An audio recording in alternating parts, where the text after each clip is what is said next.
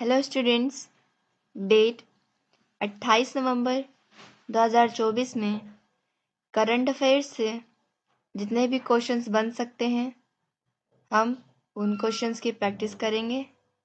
चलिए स्टार्ट करते हैं। हमारा फर्स्ट क्वेश्चन है, हाल ही में बुनियादी पशुपालन सांख्यिकी 2024 के अनुसार शीर्ष दुग्ध उत्पादक राज्य कौन सा बना है?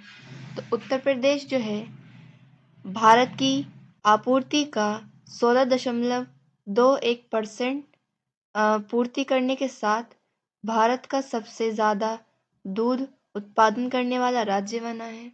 वहीं दूसरे स्थान पर राजस्थान है जो कि 14.44% के साथ भारत की पूर्ति करने वाला दूसरा सबसे ज़्यादा दूध उत्पादन करने वाला राज्य बना है। वहीं तीसरे स्थान पर मध्य प्रदेश है जो कि 8.7% के साथ तीसरा शीर्ष राज्य बना।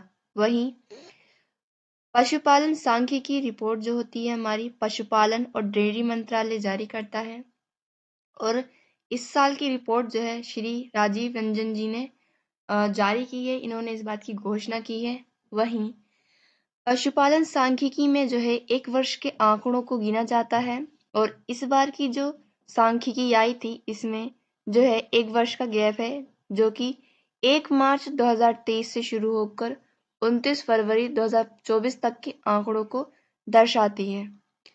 पशुपालन सांख्यिकी में जो है हमारे वो सभी पशु आते हैं जिन्हें हम पालते हैं और उनके जो प्रोडक्ट्स हमें प्राप्त होते हैं उनका इंडेक्स होता है। दुग्ध में हम पढ़ चुके हैं, अब हम पढ़ते हैं अंडा उत्पादन में। अंडा उत्पादन में पहला राज्य जो है वो आंध्र प्रदेश है और दूसरा राज्य जो है तमिलनाडु है। वहीं मांस उत्पादन में पहला स्थान पश्चिम बंगाल ने प्राप्त किया है और दूसरे स्थान पर जो है उत्तर प्रदेश है। वहीं ऊन उत्पादन में राजस्थान जो है शीर्ष स्थान पर रहा और जम्मू कश्मीर दूसरे स्थान पर रहा। राजस्थान लगभग पूरे भारत की पूर्ति का 47.8% ऊन जो है उत्पादित करता है। इस हिसाब से जो है राजस्थान भारत की लगभग आधी ऊन की डिमांड को पूरा करता है। मुख्यमंत्री मंगला पशु बीमा योजना किस राज्य में शुरू हुई थी? तो राजस्थान की जो है यह योजना है मुख्यमंत्री मंगला पशु बीमा योजना। इसके अंतर्गत उन सभी पशुओं को कम से कम 21 लाख पशुओं का जो है पंजीकरण होगा और इस पंजीकरण में उन पशुओं का पंजीकरण होगा जो कि पालतू हैं, जैसे हमारे बकरी, गाय, भैंस, ऊंट, भेड़ आदि। राष्ट्रीय दुग्ध दिवस कब मनाते हैं? तो 26 नवंबर को जो है राष्ट्रीय दुग्ध दिवस मनाया जाता है। दुग्ध निष्कासन हार्मोन कौन सा होता है? तो ऑक्सीटोसिन हार्मोन जो होता है यहाँ से दुग्ध निष्कासित होता है। ऑक्सीटोसिन जो होता है ये एक हार्मोन है और ऑक्सीटोसिन में जो है पीयूष ग्रंथि से जो है दुग्ध निष्कासित होता है। दूध से दही बनना कैसी प्रक्रिया है? तो दूध से दही एक बार बन गया तो वो दही से दूध नहीं बन सकता है, तो यह एक रासायनिक प्रक्रिया है। वहीं यदि पानी से बर्फ बनना और बर्फ से वापस पानी बन जाना ये हमारी एक भौतिक प्रतिक्रिया है। नेक्स्ट क्वेश्चन है, झारखंड के 14वें मुख्यमंत्री पद की शपथ कौन लेंगे? तो हेमंत सोरेन जो कि जेएमएम पार्टी के नेता हैं, यह जो है झारखंड के 14वें मुख्यमंत्री के रूप में शपथ लेंगे। हेमंत सोरेन जो हैं ये 28 नवंबर को सीएम की शपथ लेंगे। हेमंत सोरेन की पार्टी ने जो है जिसका नाम है झारखंड मुक्ति मोर्चा, उसने झारखंड में कुल 81 विधानसभा सीटें हैं जिसमें से जेएमएम यानी कि हेमंत सोरेन की पार्टी ने बहुमत से ज़्यादा सीट लाकर यानी 56 सीटों के साथ जो है जीत हासिल की है। हेमंत सोरेन को जो है झारखंड के गवर्नर यानी राज्यपाल संतोष गंगवार जो है शपथ दिलवाएंगे और हेमंत सोरेन यह शपथ जो है रांची में स्थित मोराबादी मैदान में शपथ लेंगे। हेमंत सोरेन का एक बहुत ही इम्पोर्टेंट योजना थी जिसका नाम था मुख्यमंत्री मैया सम्मान योजना। उस योजना का हेमंत सोरेन की जीत में बहुत ही बड़ा रोल रहा। मोहन चरण मांझी जो है हाल ही में ओडिशा के सीएम पद पर नियुक्त हुए हैं। वहीं चंद्रबाबू नायडू जो है ये आंध्र प्रदेश के सीएम बने। और झारखंड का बहुत ही फेमस फेस्टिवल है सरहुल फेस्टिवल। और वहीं 15 नवंबर को जो है जनजातीय गौरव दिवस मनाया जाता है। 15 नवंबर को जनजातीय गौरव दिवस इसलिए मनाया जाता है क्योंकि 15 नवंबर को जो है भगवान बिरसा मुंडा की जयंती भी मनाई जाती है। वहीं 15 नवंबर सन 2000 को जो है झारखंड एक अलग राज्य बन गया था। नेक्स्ट क्वेश्चन है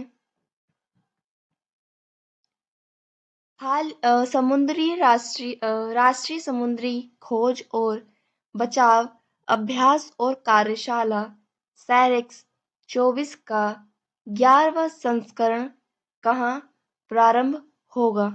तो केरल कोच्चि में जो है सैरेक्स 24 का 11वां संस्करण जो है प्रारंभ होगा। सैरेक्स 24 अभ्यास का जो है शुभारंभ आईसीजी यानी कि इंडियन कोस्ट गार्ड शुभारंभ करेगी। वहीं सैरेक्स जो कि 2024 में होने वाला है इसका क्रम 11वां है और इसकी शुरुआत आईसीजी महानिदेशक एस परमीश करेंगे। आईसीजी दिवस यानी कि इंडियन कोस्ट गार्ड दिवस हम 1 फरवरी को मनाते हैं। एस परमीश जो है आईसीजी के महानिदेशक राकेश पॉल की मृत्यु के बाद जो है नए महानिदेशक पद पर नियुक्त हुए। तरंग शक्ति अभ्यास जो है ये हमारी एयरफोर्स का पहला बहुराष्ट्रीय अभ्यास है। वहीं एयरफोर्स डे जो है हम लोग 8 अक्टूबर को मनाते हैं। होपिक्स अभ्यास किन देशों के बीच में होता है? तो भारत और मिस्र की सेनाओं के बीच में होपिक्स सैन्य अभ्यास होता है। अरब सागर की रानी किसे कहते हैं? तो कोच्चि को अरब सागर की रानी कहते हैं। कोच्चि जो है केरल में स्थित है। भारत की पहली अंडर वाटर जल मेट्रो कहाँ शुरू हुई है? तो कोलकाता में जो है भारत की पहली अंडर वाटर जल मेट्रो शुरू हुई है जो कि हावड़ा ब्रिज के नीचे चलेगी। वहीं भारत की पहली जल मेट्रो जो है कोच्चि में शुरू हुई थी और दूसरी जो जल मेट्रो का शुभारंभ हुआ है वो मंगलुरु में हुआ है। नेक्स्ट क्वेश्चन है हाल ही में चर्चा में रही रियाद डिजाइन कानून संधि का संबंध किससे है?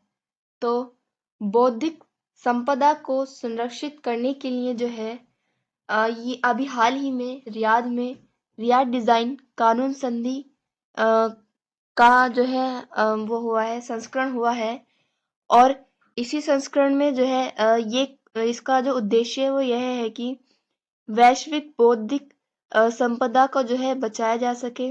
वहीं इसमें WIPO सदस्यों ने साइन किए। हमारे WIPO की फुल फॉर्म होती है वर्ल्ड इंटेलेक्चुअल प्रॉपर्टी ऑर्गेनाइजेशन यानी कि विश्व बौद्धिक संपदा संगठन। यह जो है एक राष्ट्रीय विशेष एजेंसी है और इसका मुख्यालय जो है जिनेवा स्विट्जरलैंड में स्थित है। वहीं WIOP की स्थापना जो है 1967 में की गई थी। भारत भी जो है WIPO का सदस्य है और इसी सदस्यता के साथ जो है भारत ने भी रियाद डिजाइन कानून संधि पर अपने हस्ताक्षर किए।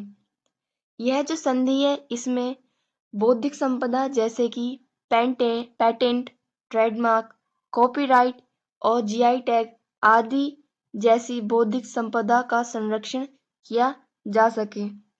यह संधि एक इंडस्ट्रियल डिजाइन संधि है। वहीं पैटेंट जो है 20 वर्ष के लिए प्राप्त होता है और जीआई टैग जो है हमारा 10 वर्ष के लिए प्राप्त होता है। जीआई टैग हमारा होता है ज्योग्राफिकल इंटीग्रल टैग।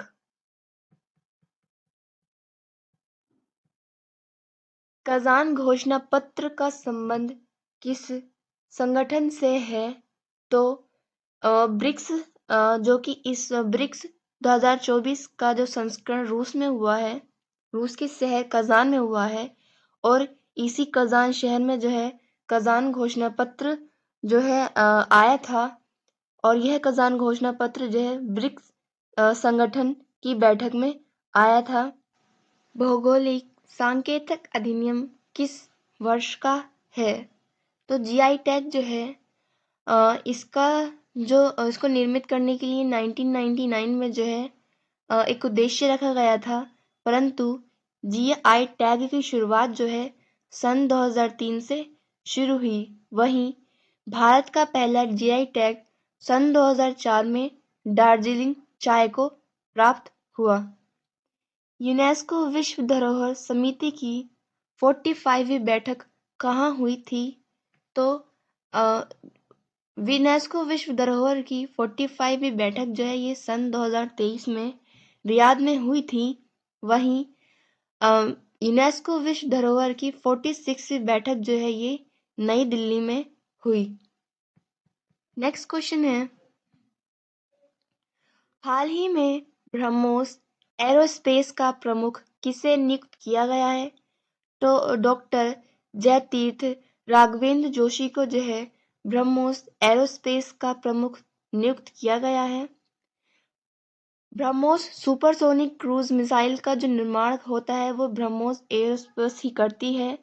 वहीं ब्रह्मोस एरोस्पेस जो है जो हमारी सबसे ज़्यादा सुपरसोनिक मिसाइल बनाई है ब्रह्मोस, उसका निर्माण इसी ने किया है। वहीं ब्रह्मोस जो है ये 2 देशों का मिश्रण है, यानी कि इंडिया की मिसाइल ब्रह्मपुत्र और वहीं रशिया की मिसाइल मास्कोवा, इन दोनों के विलय से जो है ब्रह्मोस का निर्माण हुआ है।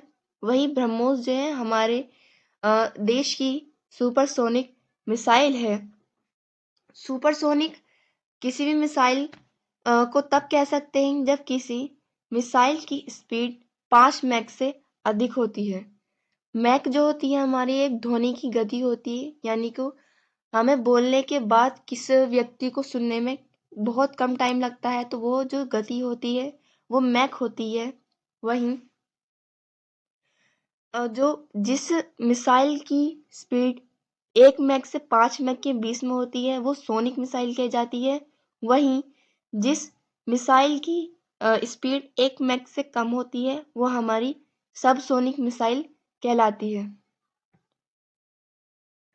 कुछ टाइम पहले जो है हाल ही में भारत ने फिलीपींस को अपनी सुपरसोनिक मिसाइल ब्रह्मोस का जो है निर्यात किया था। भारत की नई सीएजी किसे नियुक्त किया गया है? तो के संजय मूर्ति जो है ये भारत के नए सीएजी नियुक्त हुए हैं। वहीं भारत के नए कैबिनेट सचिव किसे नियुक्त किया गया है? तो टीवी सोमनाथन जो है ये भारत के नए कैबिनेट सचिव पद पर नियुक्त हुए। नेक्स्ट क्वेश्चन है, हाल ही में 4400 साल पुरानी दुनिया की सबसे पुरानी वर्णमाला की खोज कहाँ हुई है?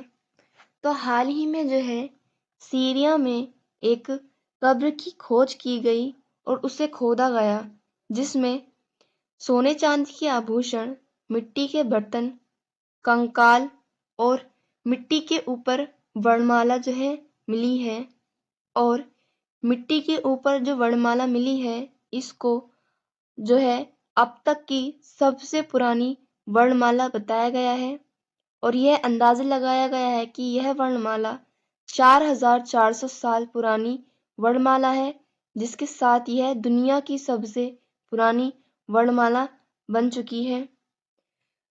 किसी भी वर्णमाला को या किसी भी चीज को वह कितनी पुरानी है इसका अंदाजा लगाने के लिए जो है C14 पद्धति का यूज होता है। और उसी प्रकार जो है यह जो वर्णमाला मिली है इसके लिए भी कार्बन 14 पद्धति का यूज हुआ है, और जिसके तहत यह अंदाजा लगाया गया कि यह वर्णमाला 4400 साल पुरानी है। चीमू सभ्यता कहाँ पर खोजी गई है? तो ये हाल ही में पेरू में जो है चीमू सभ्यता खोजी गई। कॉलिंस डिक्शनरी का वर्ड ऑफ द ईयर क्या है? तो ब्राड शब्द को जो है कॉलिंस डिक्शनरी ने अपना वर्ड ऑफ द ईयर घोषित किया है। ब्राड शब्द को इसलिए वर्ड ऑफ द ईयर बनाया क्योंकि हाल ही में रिलीज हुई एक एल्बम ब्राड, जिसमें स्वतंत्रता और हमारे मनुष्य के सभी मौलिक अधिकारों के बारे में जताया गया है, इसीलिए उस एल्बम के नाम पर जो है कॉलिंस डिक्शनरी ने ब्राड को वर्ड ऑफ द ईयर घोषित किया। संस्कृत का पहला व्याकरण ग्रंथ कौन सा है? तो अष्टाध्यायी जो है ये संस्कृत का पहला व्याकरण ग्रंथ है। वहीं अष्टाध्यायी को जो है पाणिनि ने लिखित किया। इंटरकॉन्टिनेंटल फुटबॉल कप का विजेता कौन रहा है? तो सीरिया जो है यह इंटरकॉन्टिनेंटल फुटबॉल कप का विजेता रहा। वहीं सीरिया ने भारत को हराकर यह खिताब अपने नाम किया। नेक्स्ट क्वेश्चन है, हाल ही में सियोल नेशनल यूनिवर्सिटी ने पृथ्वी की धुरी में 31.5 इंच के झुकाव का क्या कारण बताया है? तो अत्यधिक भूजल निष्कर्षण के कारण जो है धरती ने 31.5 इंच का झुकाव कर लिया है, और इसकी जो पुष्टि की है वो सियोल नेशनल यूनिवर्सिटी ने की है। सियोल नेशनल यूनिवर्सिटी ने यह बताया है कि इसका कारण जो है अधिक मात्रा में पंपिंग, यानी कि धरती में जो हम लोग लाइक समरसेबल करवाते हैं या कुछ और भी जिससे कि पंपिंग होती है पृथ्वी में और पानी बाहर आता है, इसका ये मेन कारण बताया गया है। धरती जो है पहले ही 23.5 डिग्री झुकी हुई थी, और पृथ्वी को जो है अपना बैलेंस बनाने के लिए जो है और ज्यादा झुकना पड़ा। जब भूजल निष्कर्षण होता है तब पृथ्वी को अपना बैलेंस बनाने के लिए जो है झुकना पड़ता है, और इस बार जो है पृथ्वी 31.5 इंच झुकी। पृथ्वी के झुकने की वजह से जो प्रभाव है वो हमारे पड़ेंगे कि समुद्री धारा पर भी प्रभाव पड़ेगा, हवा के पैटर्न पर भी प्रभाव पड़ेगा, और क्लाइमेट चेंज पर भी प्रभाव पड़ेगा। पृथ्वी पर कुल कितने देशांतर रेखाएं हैं? तो देशांतर रेखाएं जो हमारी खड़ी रेखाएं होती हैं पृथ्वी पर वो देशांतर रेखाएं कहला जाती हैं, और वो है हमारी 360 रेखाएं हैं। देशांतर रेखाओं को हम लॉन्गिट्यूडनल रेखा भी कहते हैं। पृथ्वी पर कुल कितने अक्षांश हैं? तो 181 अक्षांश जो है हमारे पृथ्वी पर है, वहीं अक्षांश रेखाएं हमारी 179 है। कर्क रेखा कितने राज्यों से गुजर कर जाती है? तो कर्क रेखा जो है ये हमारे 8 राज्यों से गुजर कर जाती है। भारत की मानक समय रेखा क्या है? तो भारत की मानक समय रेखा जो है वो 82.5 डिग्री पूर्वी देशांतर है। नेक्स्ट क्वेश्चन है, हाल ही में राष्ट्रीय डोपिंग एजेंसी रोधी एजेंसी ने डोपिंग परीक्षण के लिए नमूना देने से इनकार करने पर किसे 4 साल के लिए निलंबित किया है?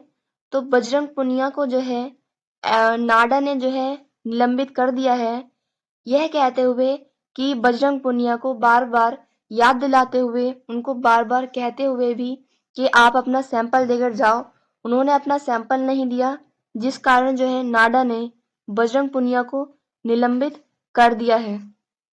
नाडा जो है हमारी नेशनल एंटी डोपिंग एजेंसी जो है, ये हमारे ड्रग्स वगैरह जो होते हैं इनको रोकने का कार्य करती है। वहीं यह गेम्स में भी एक मेजर रोल निभाती है। बजरंग पुनिया जो है ये टोक्यो ओलंपिक में जो है भारत के लिए कुश्ती में ब्रोंज मेडल लेकर आए। वहीं नाडा की स्थापना जो है सन 2005 में की गई थी और नाडा का जो ब्रांड एम्बेसडर है वो सुनील शेट्टी को बनाया गया।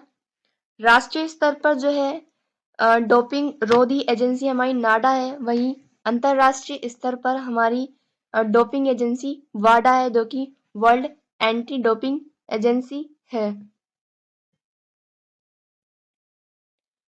पेरिस ओलंपिक में किस भारतीय पहलवान को डिस्क्वालीफाई कर दिया गया था?